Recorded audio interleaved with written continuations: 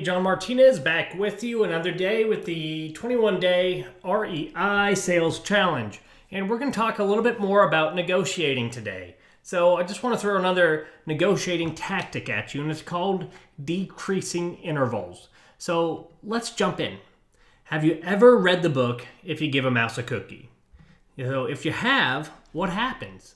Well, for those of you who haven't read the classic book If You Give a Mouse a Cookie, well, every time you give this mouse a little bit, it just leads to the mouse asking for more. So every time you give something to that mouse, it just leads to being asked for something else, and then another thing, and that give leads into another thing. So do you ever feel like that when negotiating with sellers? Right? You're told, hey, if you just do this for me, then it's a deal. So you do that thing, you're ready to sign a contract, but then the seller needs a little more. One give leads to another. One ask just leads to another. I think you see where I'm going with this, right? Here's the deal. Here's the reason why that is. One thing that keeps people from moving forward with the sale is fear. And it's a very specific fear, okay? The fear I'm talking about is this. When negotiating, the fear of not getting the best deal possible, that's going to prevent many people from taking action. Okay? So if they think there's more on the table, that there's more they can get out of a deal, why in the world would anyone go ahead and sign when there's more possible? Right? We do the same thing. If someone just keeps giving up more and more, we're going to ask ourselves, shoot, why stop now? Let's take this all the way to the end to make sure this deal is as sweet as possible. So as long as someone feels that there's more you're willing to give, they're not going to move forward with signing a contract or doing a deal.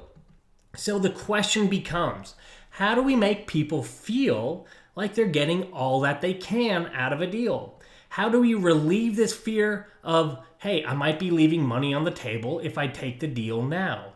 How do we keep deals from really stalling out late in the game or late in the sales process? Well, the way we do that is by using decreasing intervals in odd numbers. And in this session, I'm going to break it down for you. See, it's really actually quite simple.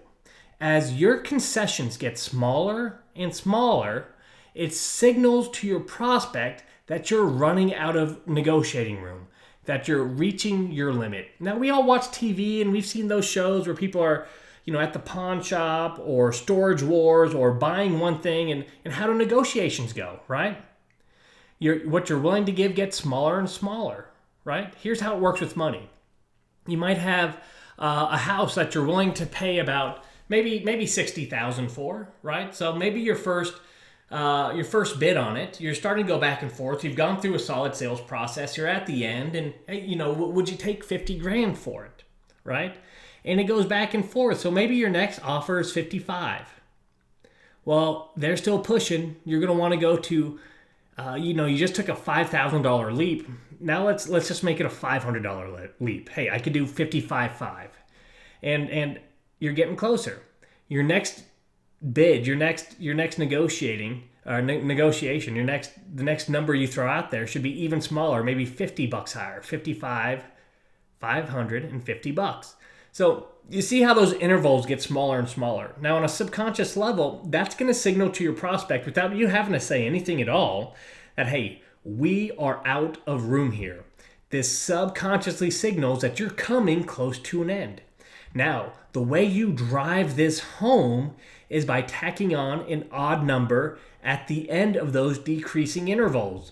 So you go 50,000, 55,000, 55,500, 55,550.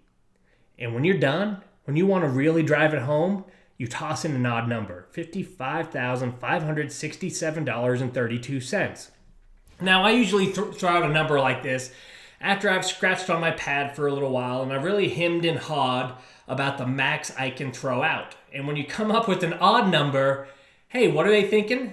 Well, they've seen all these decreasing intervals, so they already know you're coming close to the end. Then you throw out the odd number. Hey, they must have calculated that for a reason. That's the max. That's how you signal to your prospect, I'm out. This is all I can give, without having to ever tell them this is all I can give. Now, this works with all kinds of things. This might even work with time.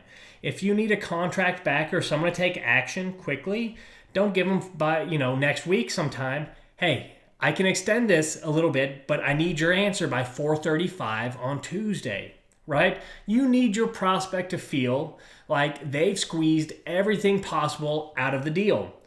Only then will the majority of your prospects move forward. So, lesson here is as you negotiate, make each concession smaller and smaller, and when you reach the end, give an odd number to drive it home. My name is John Martinez. This is the 21-day REI Sales Challenge. Have a great day.